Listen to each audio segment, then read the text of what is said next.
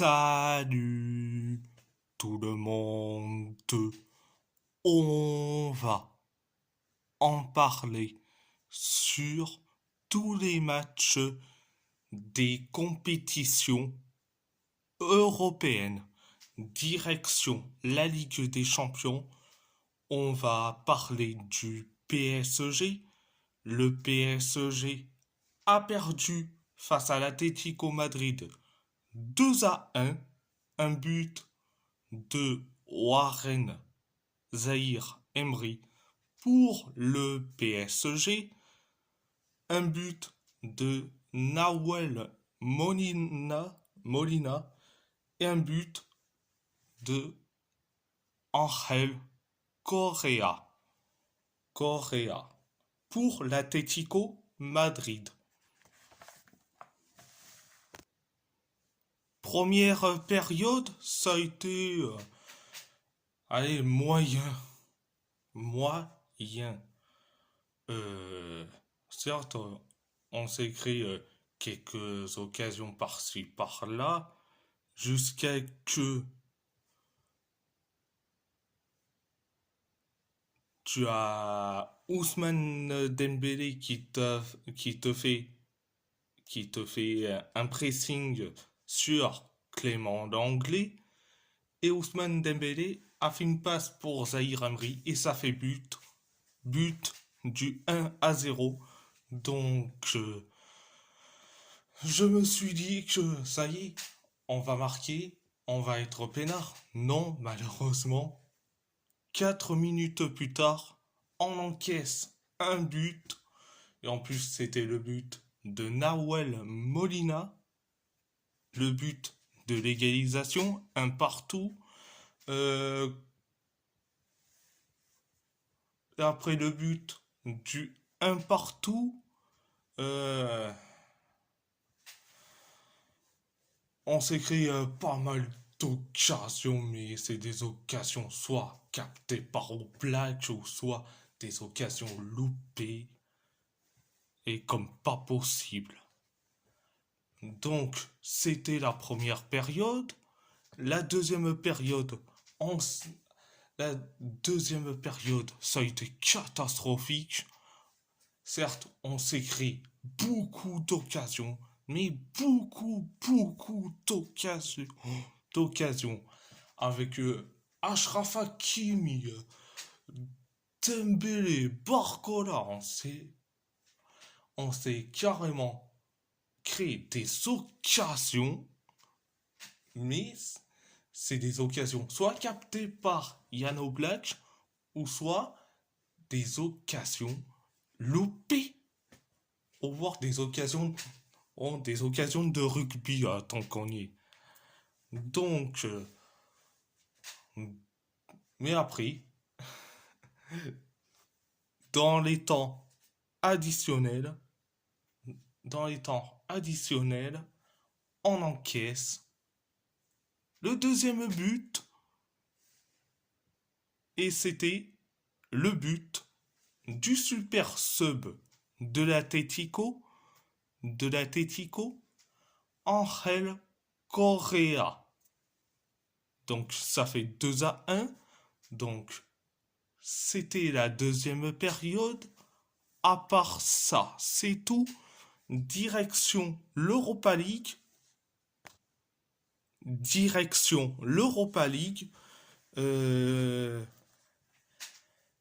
On va parler de l'Athletic Bilbao qui a gagné face à Ludogorets 2-1. Un but de Eric Marcus pour Ludogorets. Un but d'Iñaki Williams et un but de Nico Serrano pour l'Athletic Bilbao. Première période, ça a été catastrophique. On a eu deux occasions et c'était les deux occasions loupées de la part de Iñaki Williams. Mais après, on commence à couler défensivement. On encaisse un but, on encaisse un but, et c'était le but de Marcus, et non, je parlerai pas de Marcus Rashford, non, c'est Eric Marcus, un joueur brésilien, donc résultat, on encaisse un but, le but est validé, en plus, ça fait 1-0 pour Ludo Goretz, et on a failli encaisser un deuxième but, mais heureusement que ça a été refusé.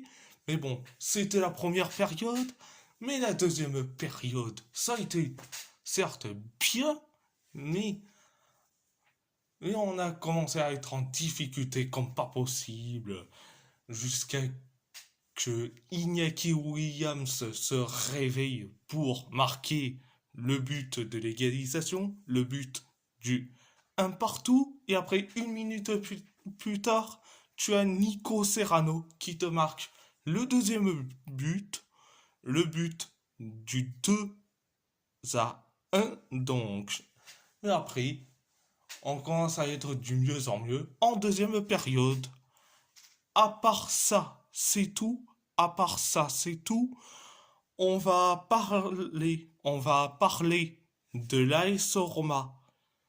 L'AS Roma a fait un match nul face à l'Union Saint-Gilloise. Un partout. Un partout. Un but de Kevin McAllister, le frère de Alexis McAllister, pour l'Union Saint-Gilloise, et un but de Gianluca Mancini pour la Roma. Première période, ça a été catastrophique. Certes, on s'écrit des occasions, pareil pour l'Union Saint-Gilloise, mais on a la possession, mais, mais on a été nul. Pareil pour l'Union Saint-Gilloise. Et quand même, l'AS Roma, mais ça a été catastrophique en première période. Certes, on s'écrit des occasions quand même. Donc, c'était la première période. La première période. La deuxième période, ça a été certes bien, mais sans plus. Sans plus. Donc, certes, on s'écrit beaucoup d'occasions. Pareil pour l'Union Sainte-Gilloise. Jusqu'à que tu as Gianluca Mancini qui a inscrit le but du 1-0 sur une passe merveilleuse de Pellegrini. Donc ça fait donc 1-0. Et après, mais après, 15 minutes plus tard, tu as eu un corner pour l'Union Sainte-Gilloise, avec Van Hout qui t'a mis ce corner. Et c'est Kevin McAllister, qui est le frère d'Alexis McAllister. Résultat, un partout. Le but de l'égalisation. Donc, mais après, on s'est créé quelques occasions, mais pas plus. À part ça, c'est tout. On va parler de Galatasaray qui a gagné difficilement face à Tottenham 3-2. Un doublé de Victor Osimhen, un but de Yunus Akgün pour Galatasaray, un but de Will Lankshear, un but de Dominique Solanke et un carton rouge de Will Lankshear pour Tottenham. Première période. Ah, ça a été merveilleux pour Galatasaray. Ça a été merveilleux. 6 minutes après le coup d'envoi de la première période, tu as Gabriel Sara qui te fait un coup franc, ça atterrit sur un joueur de Tottenham et c'est atterri sur les pieds de qui? De Yunus Hadkoun. Et c'est lui qui a marqué le but. Un but merveilleux, le but du 1-0, du 1-0. Donc je me suis dit, ah là, on va être, ah là, on est bien. Je me suis dit ça. Donc, mais après, on s'est créé quelques occasions, Tottenham aussi, et après, tu as Will Lancashire, Lancashire qui a marqué le but de l'égalisation, un partout, et après le un partout, on s'écrit des occasions comme pas possible, on s'écrit des occasions comme pas possible, jusqu'à que Victor Osimhen marque le deuxième but, le but du 2-1, le but du 2-1, et je me suis dit que on va être bien, on va pas encaisser de but, mais je me trompe. 8 minutes plus tard, Victor Osimhen inscrit son doublé et surtout le but du 3-1, du 3-1, et en plus doublé, son doublé en 8 minutes. Donc, résultat à 3-1. Donc, c'était la première période. La deuxième période, bien mais sans plus, mais ça a été catastrophique en même temps. Certes, on s'est créé beaucoup trop d'occasions. On s'est créé beaucoup trop. Même Tottenham, ils ont créé quelques occasions jusqu'à que le Mister Lancashire s'est pris un carton rouge. Après, je crois bien, une faute de Lancashire sur un de nos joueurs. Sur un de nos joueurs. Donc, résultat, Tottenham est à 10 contre 11. Mais après, 9 minutes plus tard, 9 minutes plus tard, Dominique Solanke inscrit le but du 3-2. Franchement, sur le deuxième but de Tottenham, je vais pas accabler Mouslera, mais je vais accabler et quelques défenseurs qui auraient pu le capter. Certes, Mouslera est responsable sur le deuxième but, mais il y a aussi nos défenseurs qui font du grand n'importe quoi. Mais bon, 3-2.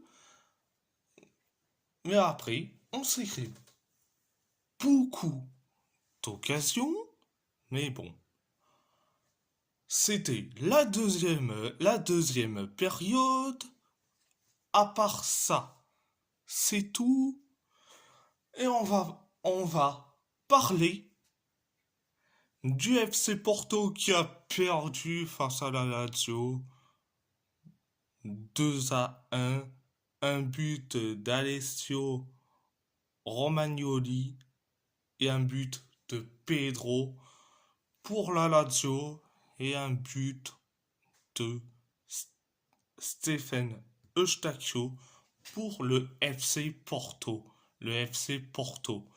À la base, j'ai pas trop envie d'en parler du FC Porto, ce qui nous a montré et depuis jeudi. Mais bon, je serais obligé d'en parler, c'est quand même mon équipe. au Portugal. Donc, la première période, il y a eu du physique, du combat, mais très peu de football quand même. On s'est créé certes quelques occasions, mais mais il y a eu plus de fautes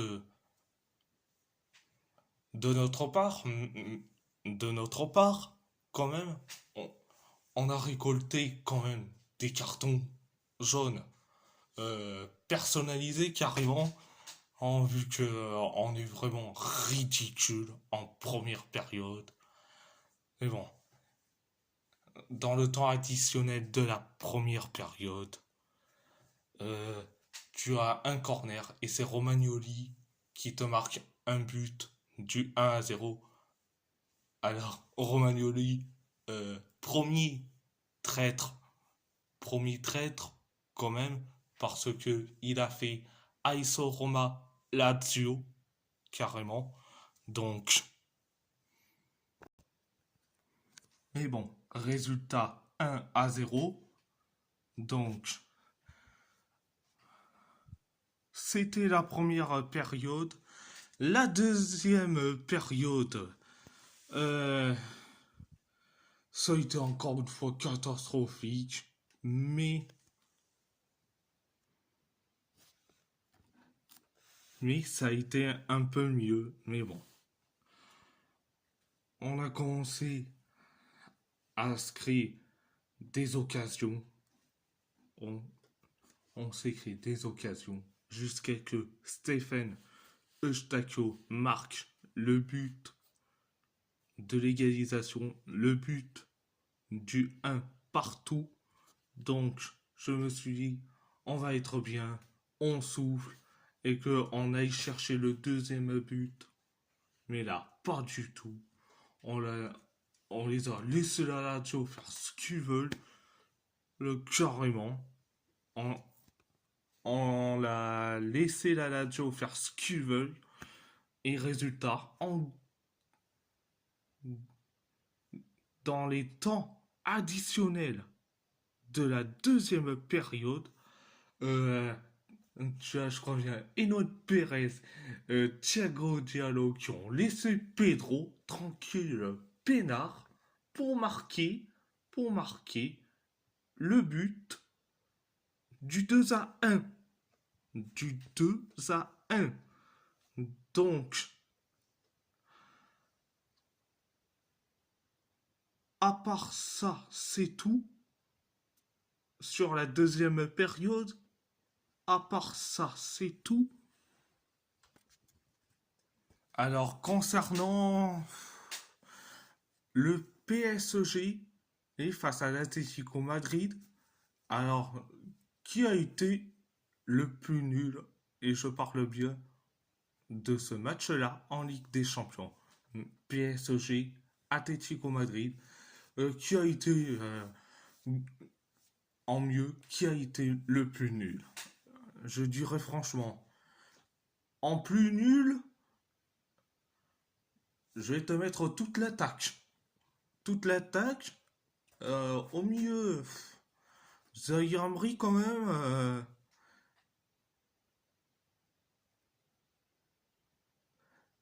Et c'est à peu près toute la défense et même Donnarumma, sauf Pacho qui te fait du mieux le pauvre, mais bon. João Neves et Vitinha, ils ont fait de leur mieux, mais bon, ce n'est pas assez. Mais bon, ça, je laisse le côté Ligue des Champions de côté. Passons à l'Europa League, à Bilbao. Euh, Iñaki Williams, ça a été moyen. Nico Serrano, oh, ça a été bien. Le reste, c'est soit moyen, soit nul.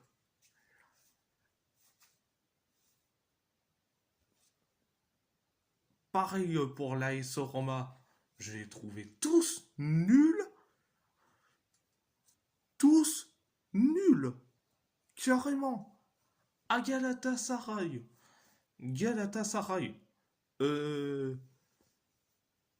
Ah, tout le monde a été bien, sauf Icardi, qui a été l'un des plus nuls. Et du côté du FC Porto, à part Diogo Costa qui a été, qui a été bon, le reste, le reste, c'est une équipe en daube.